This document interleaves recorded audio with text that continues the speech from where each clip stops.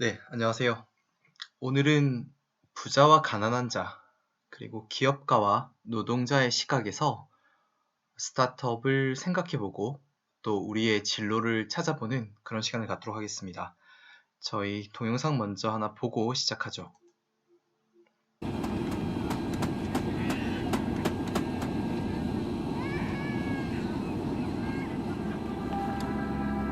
Fly me to the moon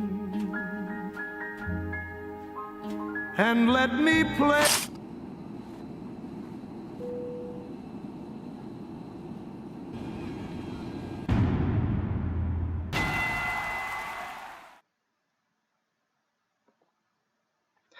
네, 퍼스트 클래스는 네가 탈 수 없다는 걸 알려주기 위해서 존재한다. 네, 사실 생각해보면 비행기는 우리가 자본주의 시대에 계급이 있다는 걸 알려주는 굉장히 강력한 장소인 것 같아요. 돈이 있으면 매우 편안하게 누워서 또 맛있는 음식과 서비스를 받으면서 가게 되고요. 돈이 없으면 아주 좁은 좌석에서 긴 시간을 갇혀가야 되는 그런 거죠. 마치 인도의 카스트 제도가 있었을 때 기착칸을 철저하게 구분해서 탔던 것처럼 자본주의 시대에는 자본의 크기가 계급을 결정한다고 볼 수도 있을 것 같습니다. 지금 이 사진을 보면 어떤 생각이 드나요? 아마도 모두가 이 사진의 남자가 본인이길 바라지 않을까 생각합니다. 멋진 스포츠카를 타고 캘리포니아 1번 국도를 달리는 이와 같은 삶. 누군가에겐 현실이고요. 누군가에게는 영화에서나 볼 수 있는 그런 꿈으로 끝나게 되겠죠. 네, 만약 차를 정말 좋아하신다면 페라리에서 만든 더 멋진 스포츠카도 한 번쯤 생각해 볼 수 있을 겁니다. 누가 이 스포츠카를 타게 되고 누군 그냥 단순히 꿈으로 끝나게 될까요? 네, 이 사진은 어떻습니까? 요즘 코로나로 굉장히 답답한 시간들이 이어지고 있는데요. 어떤 사람들은 이 사진에서처럼 멋진 호수가 내려다 보이는 별장에서 가족들과 또는 사랑하는 사람들과 시간을 보내게 됩니다. 하지만 안타깝게도 우리의 현실은 이전의 사진들에서 봤던 것들보다는 아마 지금 이 사진과 더 가까울지 모릅니다. 대부분의 직장인들, 또 대부분의 회사원들이라고 하면 아침에 이렇게 만원 버스, 만원 지하철 안에서 회사로 출근해야 되는 그런 상황에 놓이게 되죠. 네, 어떤 것들이 우리 인생을 이렇게 갈라놓게 될까요?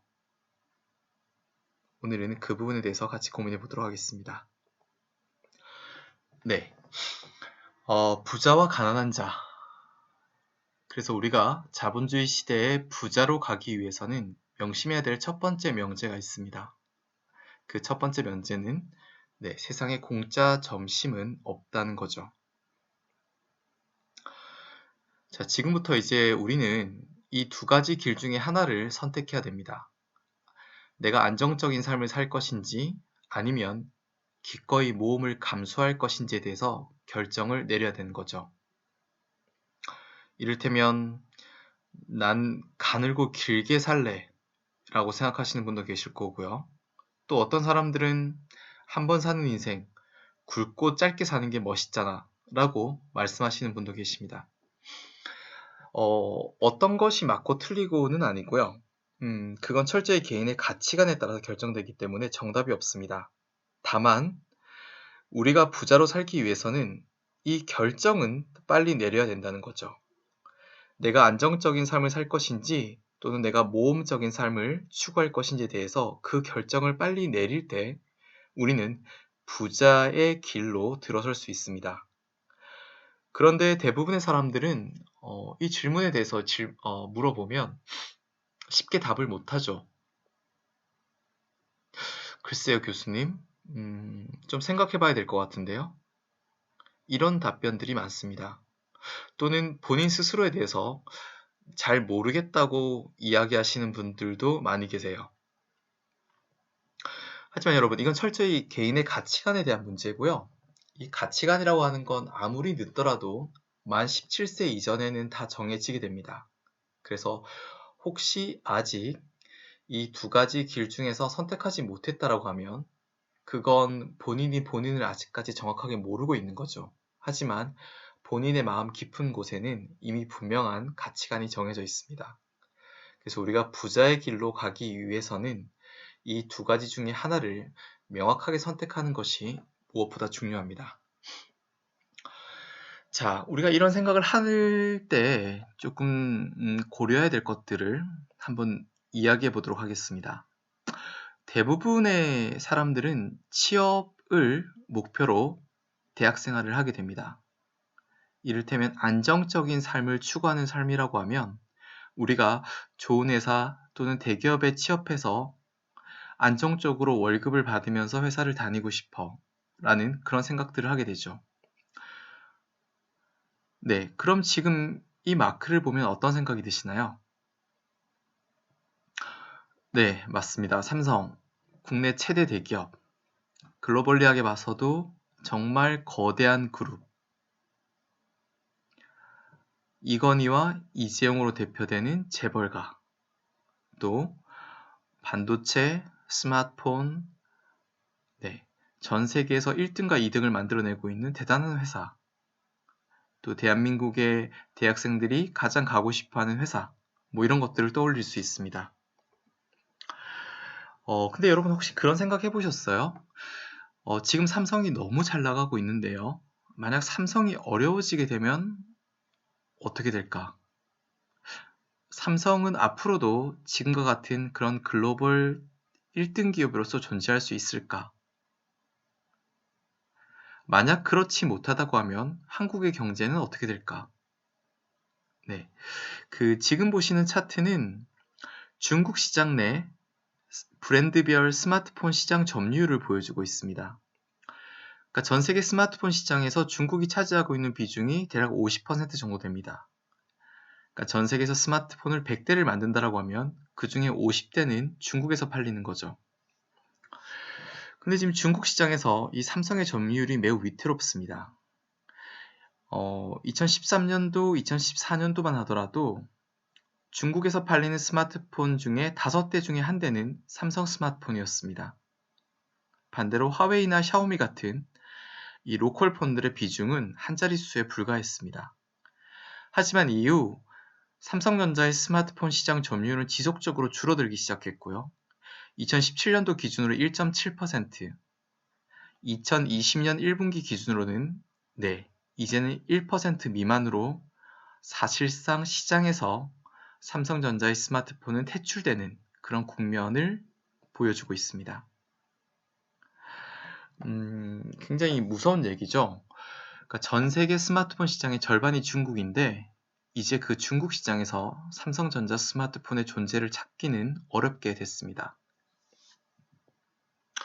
특히 중국의 로컬 브랜드들이 굉장히 빠른 속도로 올라오고 있기 때문에 뭐 동남아시아라든지 또는 많은 신흥국들에서도 이제 삼성전자는 굉장히 힘겨운 싸움을 해야 되는 그런 상황에 놓이고 있습니다.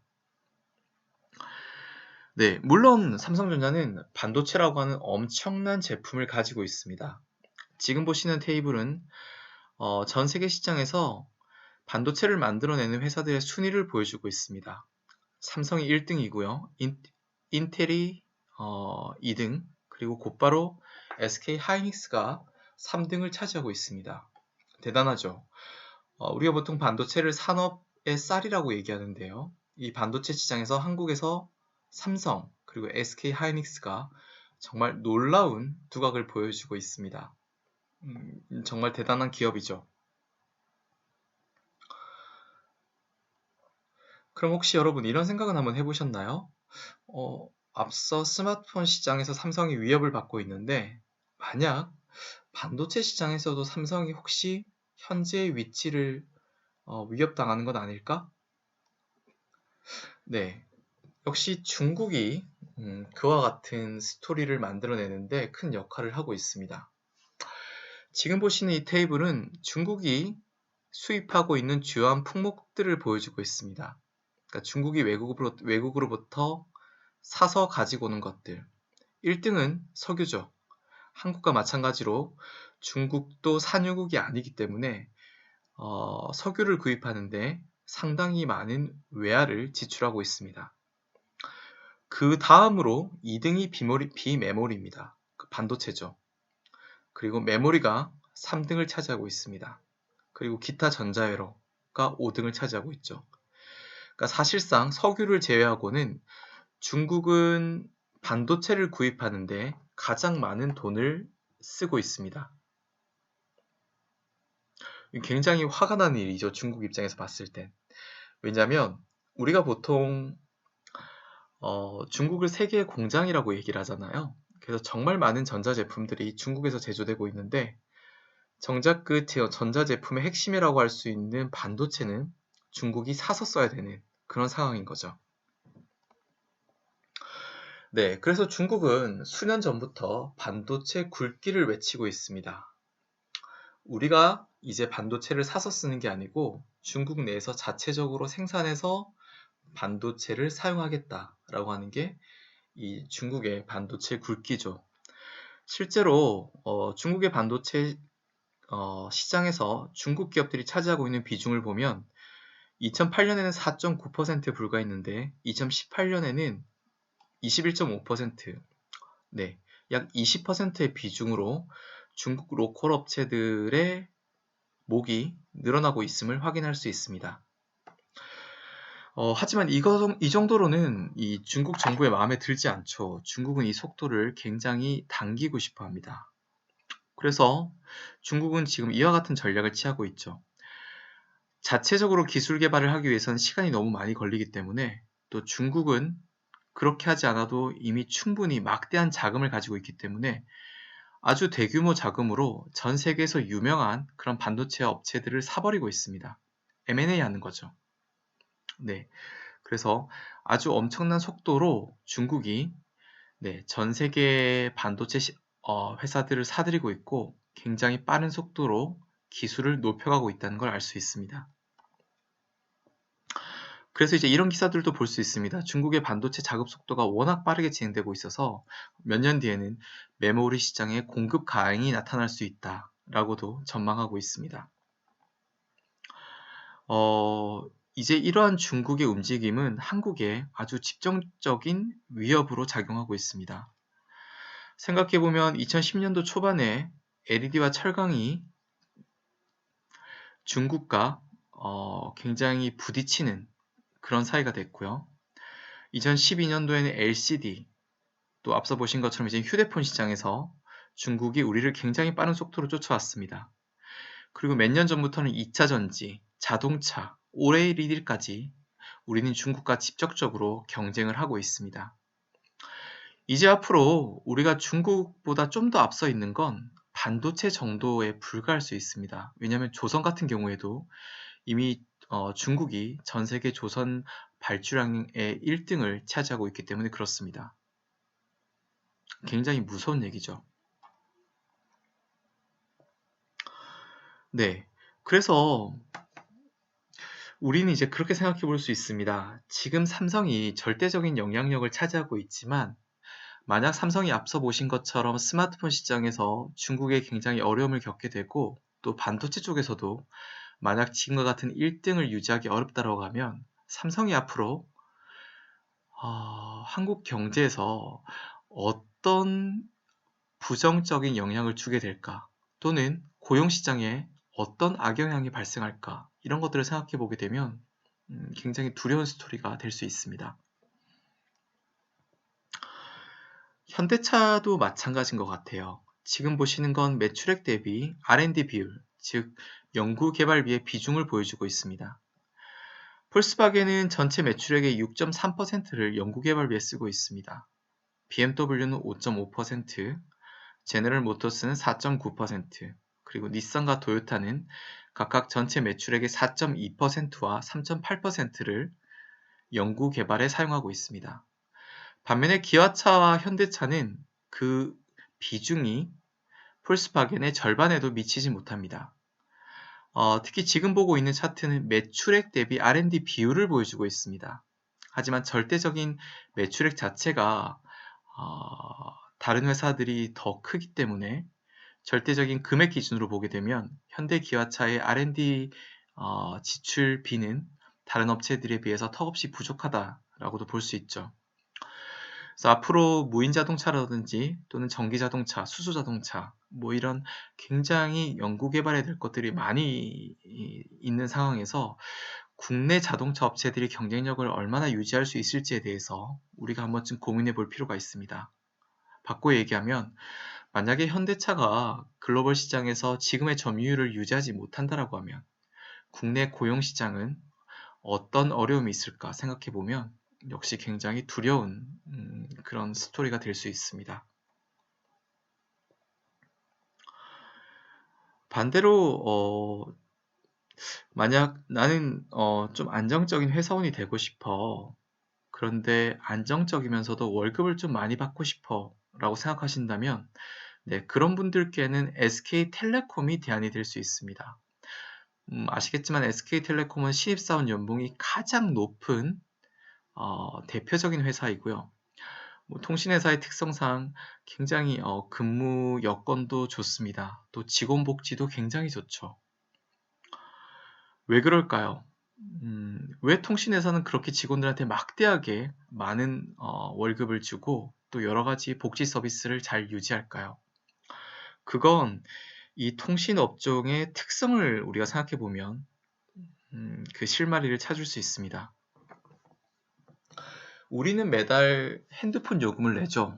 현금으로 nep니다. 그리고 우리는 핸드폰 요금을 연체하거나 또는 할부로 내거나 그러지 않죠. 핸드폰 요금은 연체하는 순간 신용 불량자에 등록되기 때문에 다른 공과금은 좀 밀리더라도 핸드폰 요금은 웬만해선 밀리지 않습니다. 바꿔 얘기하면 회사 입장에서는 매달 따박따박 현금이 들어오는 거죠. 굉장히 좋은 비즈니스입니다. 또 한편 생각해보면 우리는 강원도의 어디 산골을 가더라도 또는 심지어 제주도에서 관광용 잠수함을 타더라도 핸드폰이 터집니다. 이 얘기는 이미 대한민국 방방 곳곳에 통신망이 아주 잘 깔려 있다는 걸 얘기하죠. 그래서 어떻게 보면 이제 통신회사들은 이미 설비 투자는 다 끝났고요. 감가상각도 다 끝났기 때문에 매출액이 곧바로 이익으로 연결되는 그런 구조를 보여주고 있습니다. 특히 통신업종은 국내 기관 산업이기 때문에 외국 업체들이 진입할 수도 없습니다. 그렇기 때문에 국내 SK텔레콤과 KT 그리고 LG U+가 가점할 수 있는 아주 안정적인 산업 구조가 형성되어 있죠. 그렇기 때문에 통신회사들은 매년 막대한 영업이익을 벌어들이고 있습니다. 이게 여러분들이 통신회사에 취직하게 되면 아주 괜찮은 복지와 아주 많은 연봉을 받을 수 있는 이유입니다. 기본적으로 회사가 아주 안정적으로 이익을 얻고 있고요. 특히 조금 더 깊이 들어가 보면 통신회사들은 직원들에게 월급을 많이 주는 게 좋습니다. 왜냐하면 통신회사 사장들 입장에서는 이런 걱정이 있습니다. 매년 통신회사가 막대한 이익을 올리고 있기 때문에 정치권과 또 시민단체들은 통신회사들한테 요금을 낮추라고 지속적으로 압박을 가하고 있습니다. 하지만 요금을 한번 낮춰주기 시작하면 이건 계속적으로 낮춰줘야 되는 그런 문제가 있죠. 그래서 어떻게든 이 요금이나 압박을 막아내야 합니다. 그러기 위해서 이익이 적어 보이게 할 필요가 있습니다. 어떻게든 이익을 줄이려고 하죠. 그렇기 때문에 통신회사들은 막대한 광고비를 쓰고 있고요. 여러분들 사실 TV 보면 이 통신회사 광고는 늘 저희가 보게 되잖아요. 광고라고 하는 건 새로운 제품을 알릴 때 하는 건데 우린 사실 SK텔레콤이나 LG텔레콤, LGU+, 또 KT에 대해서 모르는 사람이 없습니다. 하지만 막대한 광고비를 쓰고 있죠. 그리고 막대한 인건비를 쓰고 있습니다. 광고비와 인건비를 늘릴수록 비용이 커져서 상대적으로 순이익은 적어 보이게 할 수 있기 때문에 그렇습니다. 그래서 이익을 줄이는 방법으로 직원들에게 월급을 많이 주는 거죠. 네, 이런 것들을 생각해 본다라고 하면 회사원 입장에서는 SK텔레콤이 매우 좋은 회사일 수 있습니다. 네, 또 여기 지금 글로벌 100대 기업들이 있는데요. 우리가 만약에 이런 기업들에 취직하게 된다라고 하면 네, 부모님들은 우리 아들, 우리 딸 굉장히 잘했어라고 아마 네, 굉장히 기뻐하실 거고요. 또 학교에 네, 동기들이나 후배들이 플랜카드를 걸어줄 수도 있을 것 같습니다. 그렇죠? 그리고 대부분의 대학생들은 네, 이런 회사들에 취업하기 위해서 오늘도 많은 노력들을 하고 있습니다. 하지만 여러분 한번 생각해 보시죠. 이런 회사에 취직해서 월급을 받게 되시면 여러분들 앞서 보신 네, 그런 멋진 삶을 살 수 있나요? 삼성전자에 취직하게 되면 여러분들이 꿈꿔온 삶을 살 수 있나요? 반대로 지하철이나 버스 안에서 네, 사람들에게 시달리면서 매일 출근해야 되는 그런 삶이 조금 더 가까운가요? 네, 이게 자본주의 시대에 노동자들이 맞닥뜨린 가장 직접적인 현실이기도 합니다. 그럼 우리 기업가들을 한번 살펴보죠. 이건희 회장입니다.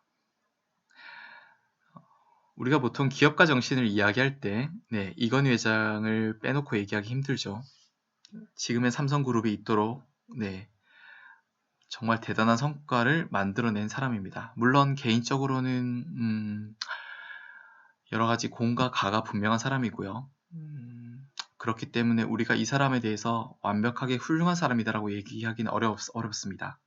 다만 기업가로서 그 성과에 대해서는 네, 지금의 글로벌 삼성을 만드는 데 있어서 이건희 회장의 절대적인 영향력을 빼놓고 이야기할 수는 없죠. 그리고 우리 또 한 명의 기억해야 될 사람이 있습니다. 네, 혹시 누군지 아시는 분 계실까요? 네, 삼성그룹의 2인자 윤종용 부회장입니다. 지금은 이제 고문으로 물러나 계신데요. 삼성전자가 가장 그 호황기를 구현하던 시절에 네, 2인자였죠. 이건희 회장의 오른팔. 네, 전문 경영인 중에서 가장 성공한 사람으로 꼽히는 분입니다. 혹시 이분의 연봉이 얼마 정도 될 것 같으세요? 우리가 이제 월급을 받는 사장을 보통 전문 경영인이라고 하잖아요. 네, 그 전문 경영인 중에서 가장 많은 연봉을 받았던 분입니다. 대략 얼마 정도 될 것 같으세요? 10억? 20억? 50억? 100억? 네, 그거보다 더 많이 받았습니다. 뒤에서 제가 보여드릴게요. 네, 그리고 여기 여러분들이 있습니다. 여러분들이 만약에 삼성그룹에 취직하시게 되면 네, 지금 보시는 것처럼 직원 교육을 받게 되실 거고요. 네, 그리고 이렇게 기념 촬영을 하게 되실 겁니다. 자, 여러분들의 연봉은 얼마가 될까요? 우리가 그걸 한번 모아서 보도록 하겠습니다. 자본주의가 여러분들에게 보상해주는 시스템입니다. 네, 여기 13조 원은 이건희 회장의 재산입니다. 공식적인 재산입니다. 그러니까 등기부 등본을 뗐을 때 이건희 회장이라고 하는 꼬리표가 붙어있는 재산이 13조 원입니다. 물론 이건희 회장의 이름으로 되어 있지 않은 재산이 더 많을 거니까요. 실제로 이건희 회장의 재산은 이것보다 훨씬 크겠죠. 네, 그리고 여기 200억 원은 네, 앞서 보셨던 윤종용 부회장의 연봉입니다. 1년에 200억씩 받으셨죠. 물론 인센티브는 네, 여기 포함되어 있지 않습니다. 인센티브까지 포함하면 200억보다 훨씬 더 많은 연봉을 받으셨던 분이죠. 200억이면 한 달에 한 15억 정도 되나요? 네. 그러면 일주일에 한 4억 정도 되나요? 네. 일주일에 그러니까 주급으로 4억씩 받으셨던 분이네요. 대단하죠? 보통 직장인의 꿈이 연봉 1억을 받는 거라고 하는데요. 윤종룡 부회장은 일주일에 4억씩 받으셨네요. 자, 그럼 여기 이제 우리는 어디 있습니까? 네, 여기 있습니다. 혹시 보이시나요? 잘 안 보이시나요? 네, 그렇습니다.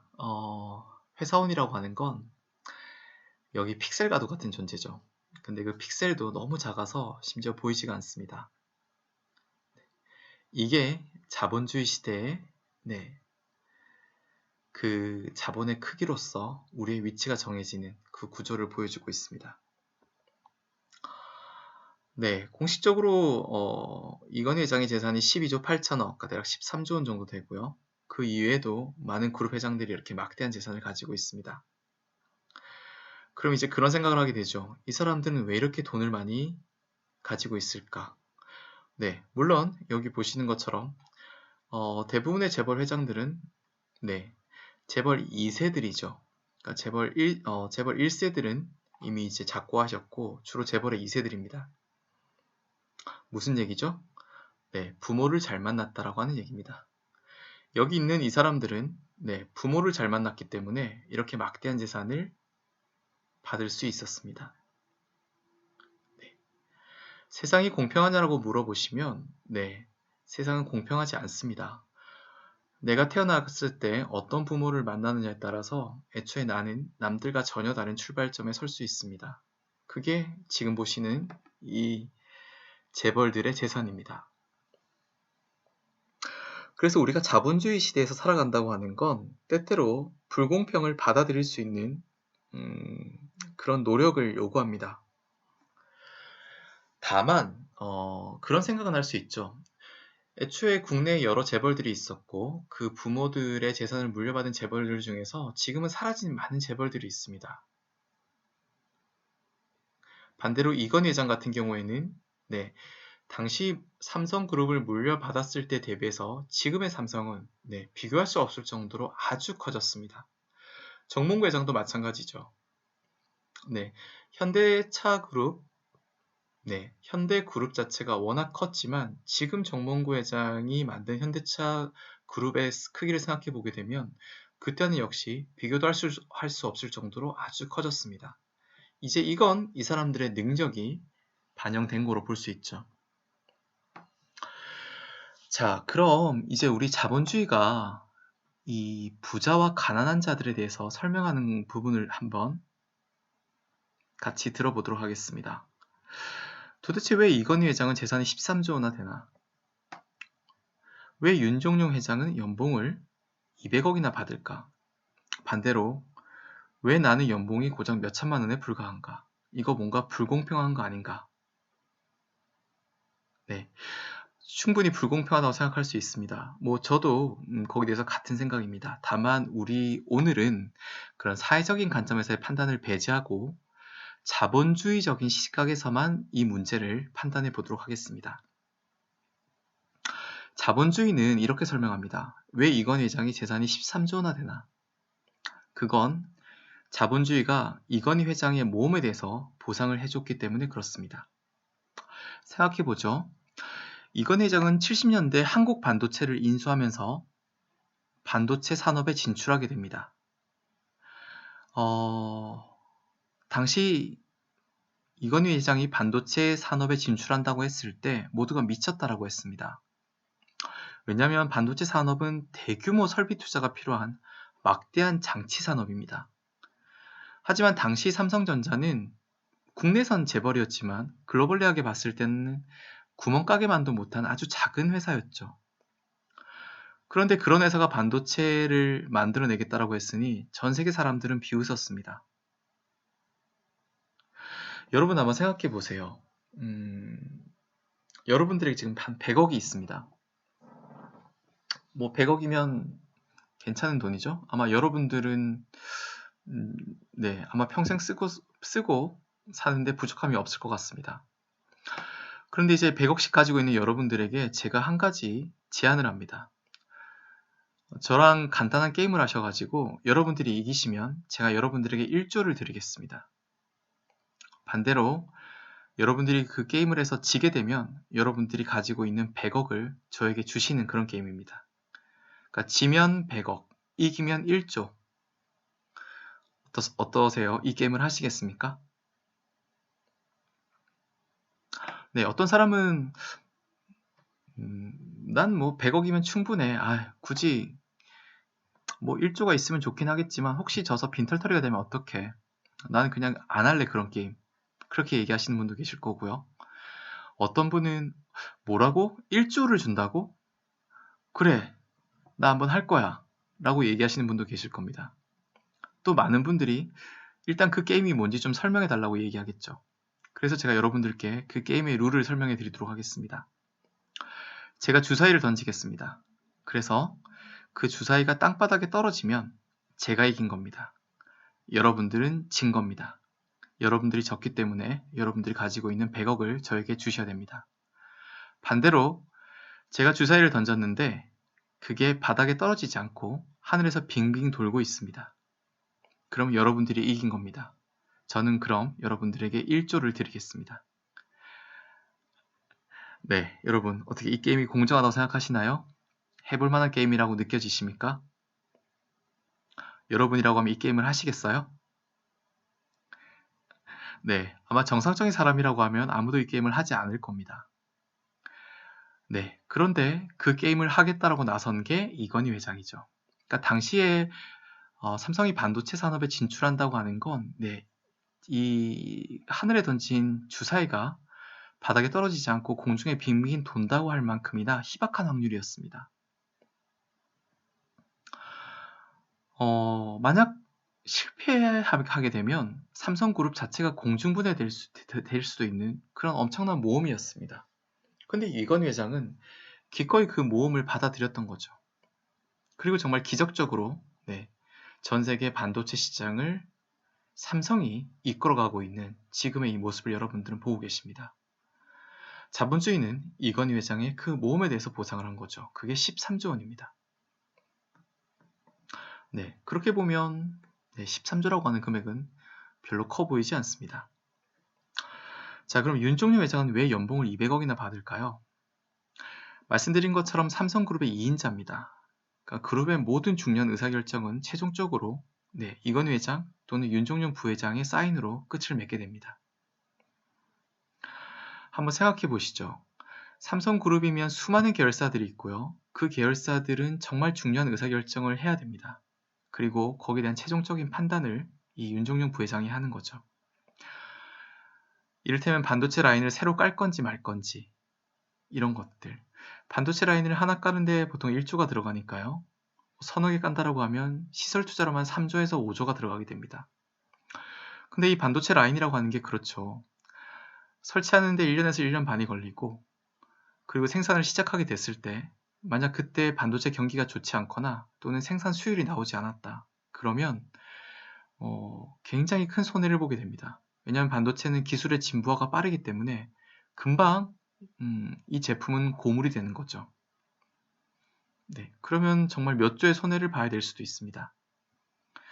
그리고 이런 중요한 의사결정이 삼성그룹 내에서 얼마나 많이 있었겠습니까?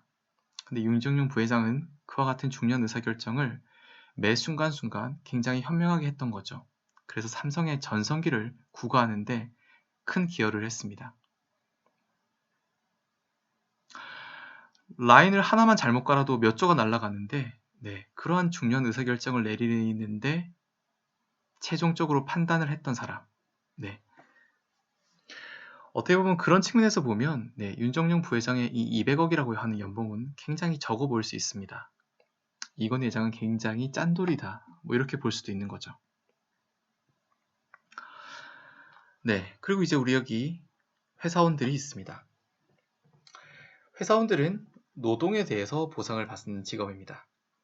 우리는 노동을 제공하고 거기에 따른 보상을 받고 있죠. 삼성그룹의 신입사원 연봉이 한 4천에서 5천만 원 정도 되죠. 그러면 이제 어느 날 삼성그룹이 이런 발표를 하게 됩니다. 요즘 코로나 때문에 청년 실업 문제가 워낙 심각하고 따라서 삼성은 올해 신입사원을 1만 명 더 뽑도록 하겠습니다.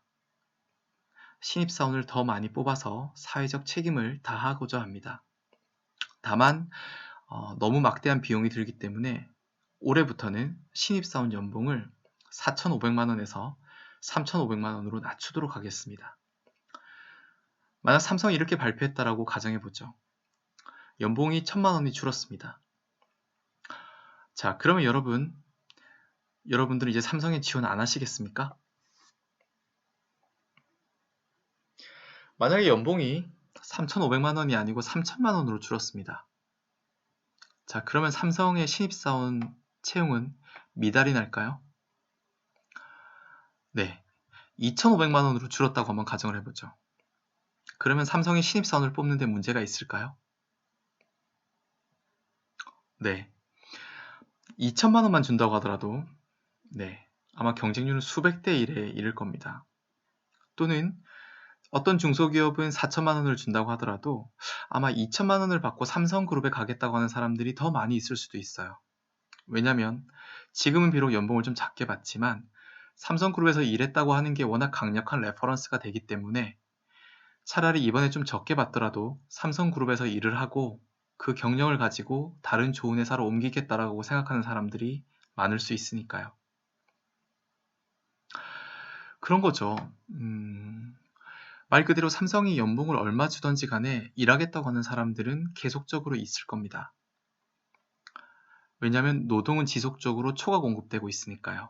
그리고 앞으로 여러분들 느끼시겠지만 이 4차 산업혁명에 따라서 기술의 진보가 워낙 빠른 속도로 진행되고 있기 때문에 노동은 지금보다 훨씬 더 초과 공급이 가행으로 진행될 걸로 생각됩니다.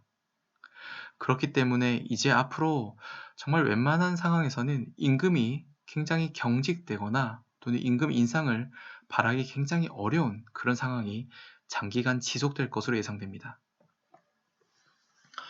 자, 정리하죠. 그래서 여러분들이 부자가 되겠다라고 생각하셨으면 이 노동소득에 머물러서는 부자가 되기 매우 어렵다는 걸 사실 이미 충분히 느끼고 계실 겁니다. 연봉을 1억씩 받는다고 하더라도 10년을 모아야지 10억인데요. 요즘 서울에 있는 웬만한 아파트 가격이 10억을 넘어가잖아요. 그러니까 10년 동안 단 한 푼도 쓰지 않고 매년 1억씩 연봉을 받는다라고 하더라도 그 결과라고 하는 게 서울에 있는 아파트 한 채도 마련하기 힘든 그런 상황이 지금 우리 앞에 놓여 있죠. 그래서 노동소득으로는 부자가 되기 굉장히 어려운 시대입니다. 그래서 여러분들 우리가 처음에 초기 자본을 모으기 위해서 또는 초기의 경험을 얻기 위해서 이 노동에 대한 보상으로 출발한다고 하더라도 결국 이 노동에 대한 보상으로 끝이 나서는 안 된다는 거죠. 처음에는 이 노동에 대한 보상으로 시작한다고 하더라도 여러분들 이 판단에 대한 보상으로 또는 모험에 대한 보상으로 여러분들의 포지션을 옮겨갈 필요가 있습니다.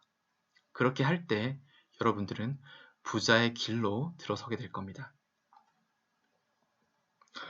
네, 우리 다시 동영상을 하나 더 보도록 하겠습니다.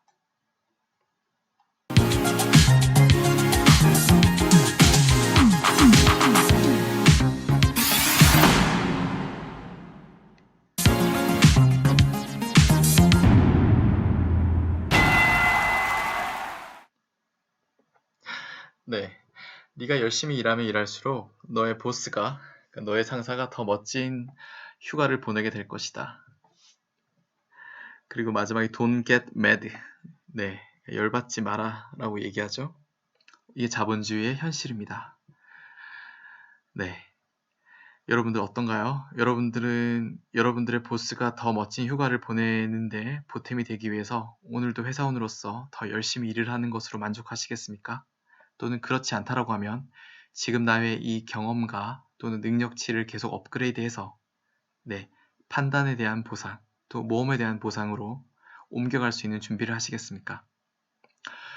그 판단에 대한 보상, 또 모험에 대한 보상을 받는 직업, 그게 바로 기업가, 창업가, 또 투자가가 되는 거죠. 그래서 자본주의 시대에 자본을 충분히 가지고 부자로 살기 위해서는 우리는 기업가와 사업가, 또 투자가 쪽으로 옮겨가야 된다는 걸 알 수 있습니다. 앞으로 남은 시간에는 그럼 어떻게 우리가 성공하는 기업가가 될 것인지에 대해서 같이 살펴보는 그런 시간을 갖도록 하겠습니다. 네, 감사합니다.